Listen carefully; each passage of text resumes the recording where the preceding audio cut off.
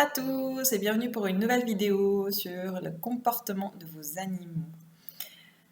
Voilà, donc un message que je reçois assez souvent de vos animaux, vos chéris euh, à poil, donc avec des poils, pas tout nus, quoique ils n'ont pas d'habits. Bref, il me dit souvent, on entend tout ce qu'ils pensent et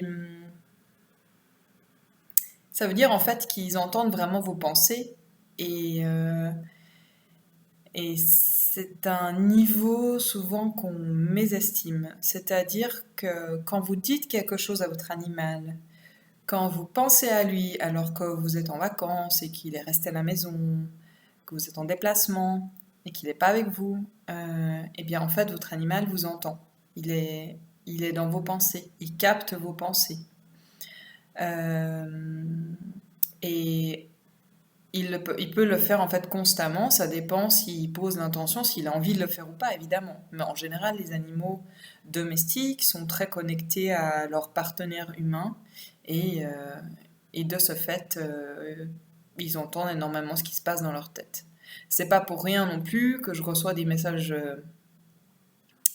très personnels de la part des animaux sur leurs humains, parce que voilà, ils peuvent capter dans les détails ce qui se passe dans nos têtes. C'est magnifique. C'est vraiment magnifique. Pourquoi je vous dis tout ça? La première chose, c'est parce que, en fait, c'est pas parce que vous dites quelque chose à votre animal et qu'il ne réagit pas à ce que vous dites qu'il n'a pas compris, qu'il n'a pas entendu. Si vous demandez à votre animal d'arrêter de mettre des croquettes partout autour de son écuelle quand il va manger, d'arrêter de faire pipi à côté de sa caisse et qu'il ne le fait pas, ça ne veut pas dire qu'il vous a pas entendu ni mal compris. Ce comportement peut être dû à plusieurs choses. Ça peut être dû à des, par exemple, des peurs ou des traumatismes qu'il a eu plus tôt dans sa vie et qui font qu'il n'arrive pas à se contrôler correctement. Euh, Ça peut être dû aussi à, en fait, au caractère de l'animal. Parce que faut vous imaginer qu'un animal, c'est en fait comme un humain. Si vous dites à votre enfant d'arrêter de mettre de la nourriture partout autour de son assiette quand il mange à table, ou d'arrêter de faire pipi au lit, et ben, je me demande combien de temps il va falloir répéter ça pour que votre enfant arrête de se comporter de telle sorte. Parce qu'il peut y avoir plein de raisons à ce comportement. Soit de nouveau c'est quelque chose, un comportement que votre enfant n'arrive pas à contrôler, n'arrive pas à s'empêcher de faire pipi au lit, et puis il y a des raisons psychologiques profondes derrière ça à aller chercher. Mais il y met de la volonté, mais il n'y arrive pas. Ou alors il a un caractère très fort, il a envie de faire pipi au lit, ou il a envie de mettre de la nourriture partout parce qu'il s'en fiche en fait. Bah, du coup il va le faire. Et puis même si vous n'êtes pas d'accord avec ça, il peut alors aussi, un enfant peut également avoir un comportement comme de rébellion. Il n'a pas envie de faire ce que vous lui faites juste parce que il n'a pas envie de faire ce que vous lui interdisez de faire parce qu'il a envie de se rebeller contre vous à quelque part. Donc voilà, il y a plein de raisons différentes qui peuvent expliquer qu'un enfant ne fait pas ce qu'on lui demande de faire. Eh bien, c'est exactement la même chose pour un animal en fait. Donc, c'est un peu un des problèmes de l'être humain, c'est qu'il est absolument persuadé qu'il est au-dessus de l'animal.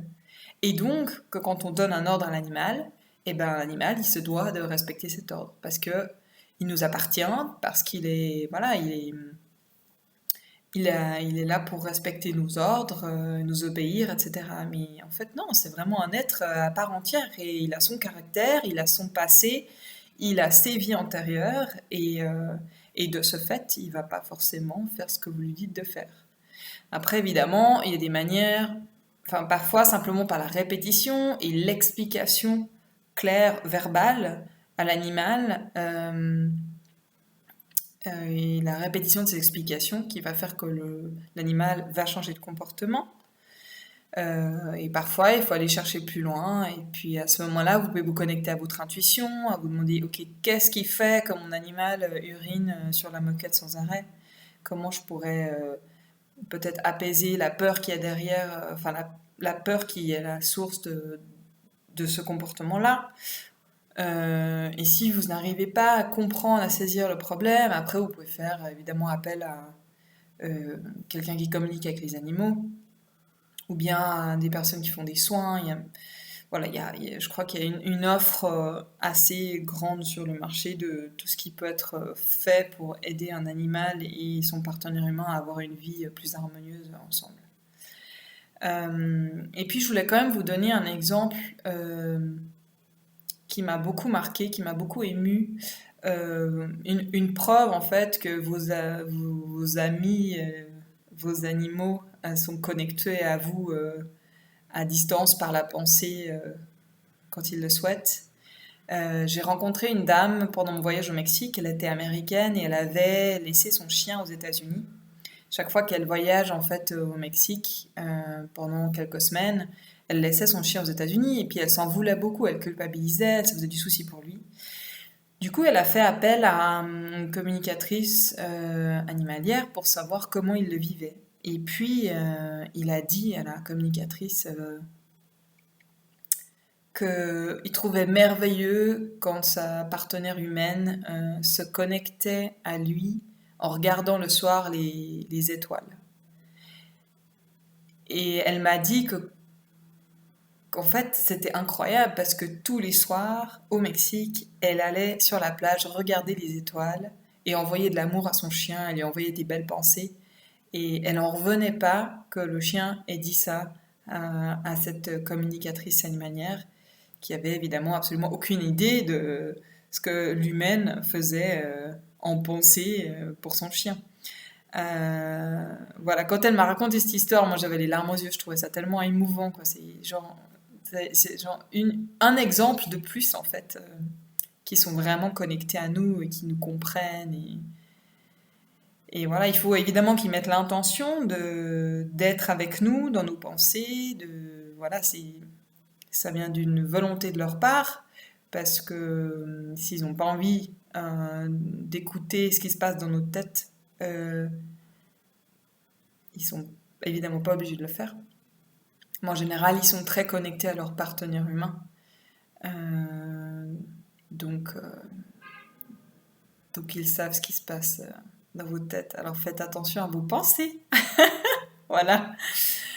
Euh,